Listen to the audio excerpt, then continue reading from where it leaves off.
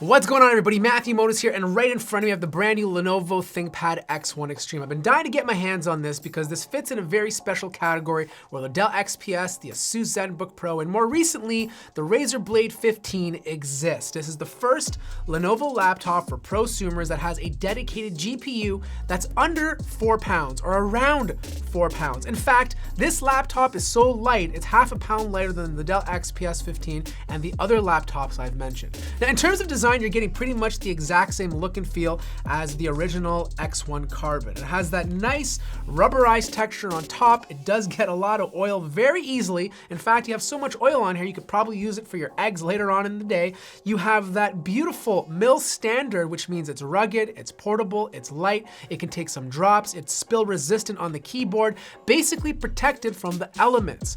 Also, the plug has been completely redesigned. It is so small. Even though it's 135 watt hours, I can simply wrap it up, chuck it in my bag, and it takes up a lot less space than the more traditional power adapters. In terms of ports, on the left-hand side, you have your power connector, 2 USB Type-C Thunderbolt 3 ports with 4 PCIe lanes, HDMI, and of course an Ethernet jack adapter port, your audio jack. On the right-hand side, you have your Noble Lock, you have 2 more USB 3.0 ports, not ports, full-size SD card slot, and right over here is a smart card reader. So not only do you get the same amount of ports as the original X1 Carbon, but you also get additional ones specific to those who like to content create.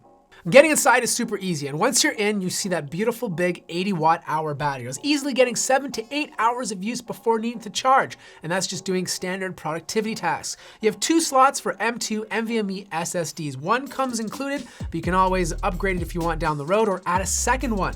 RAM slots, we got 32 gigabytes in this version, but you can upgrade it all the way up to 64 gigabytes. The Wi-Fi card is swappable. If you don't like it for whatever reason, you can take it out, pop in a new one. And we have a 2-fan, 2-heat pipe solution with the fans on opposite ends of both the CPU and GPU. We'll talk about heat management very shortly. The display on this laptop is absolutely amazing. It's 4K, it's 60 Hz, it's IPS, it's color accurate, has great brightness. I'm talking about 385 to 400 nits of brightness. So doing content creation on this thing is an absolute joy. Now it is 4K, so you're not gonna be doing 4K gaming. You're gonna have to drop it down to 1080p, and that's expected because of the GPU that's inside of here.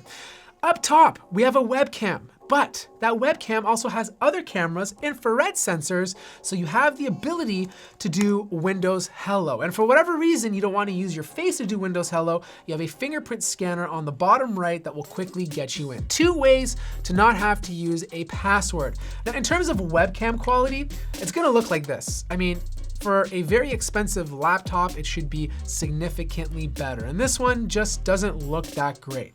Sound is coming out of 2 speakers on the bottom. It is super crystal clear. The highs are nice and there is some lows, but the problem is it just doesn't get that loud. So if you're using this for loud music, or if you're in a louder room, you're definitely gonna have to hook up a pair of headphones. But if you're by yourself, you're in solitaire, they're more than loud enough. Now to talk about my favorite feature about this laptop. And no, my friends, it's not that beautiful red little nipple in the middle of the laptop. It's actually the keyboard. This keyboard is fantastic. Out of all the laptops that I test every single year, the Lenovo ThinkPad has the best keyboard on the market. I love the butterfly switches. I love the way they feel. They're the perfect size, the perfect shape. I love the way the keys are laid out, and the travel distance on such a thin laptop is very respectable. You get good actuation, you get good force, and the best typing experience possible. With that, you also get a great touchpad. It's bigger than the one on the 13-inch version of this laptop, considering this is a bigger chassis, but there's lots of space to move around. And every time I see that nipple, I just can't help myself from touching it. I remember the days when I used to touch nipples, and this one right here reminds me of those days, and I just find myself gravitating towards it more so than the touchpad itself. Now, when it comes to performance, it comes with an 8750H and a GTX 1050 Ti Max-Q. Like I said earlier, this is the first time we're getting an H-series processor and a dedicated GPU in a form factor of the original X1 Carbon. Now, I did a bunch of render tests, and basically the differences between the other 2 laptops that I tested were about a minute difference. The funny thing is, the i9 Dell XPS 15 did the second worst out of the bunch. In fact, if I got the i7 version, it probably would have tied this laptop, even though it's using a full-size GTX 1050 Ti.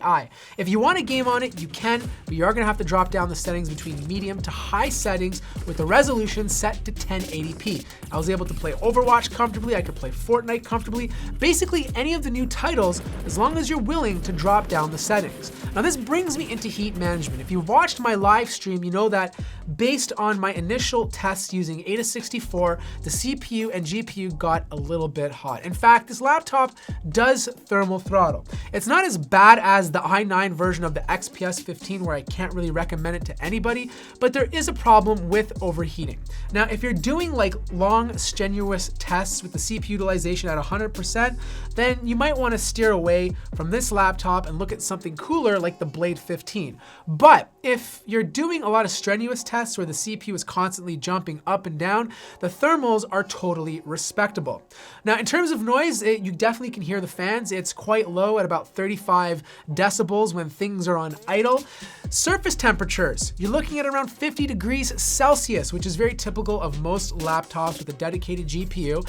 So here are my closing thoughts. I really dig the X1 Extreme. I love everything about it except for the heat management. I do wish it ran a little bit cooler, but it's not to the point where I wouldn't recommend it. It just gets a bit toasty. I love this design. It's rugged, it's durable, it has all the ports I need, and the best part about it is it's only 4 pounds. I mean, come on, this keyboard is absolutely awesome, and the fact that there's a nipple in the middle makes me smile inside. So anyways, that is my review of the X1 Extreme. It's a great laptop for content creators who are looking for something super light. If you want something super cool, then I better look at something like the Razer Blade 15 with the 1060 Max Q.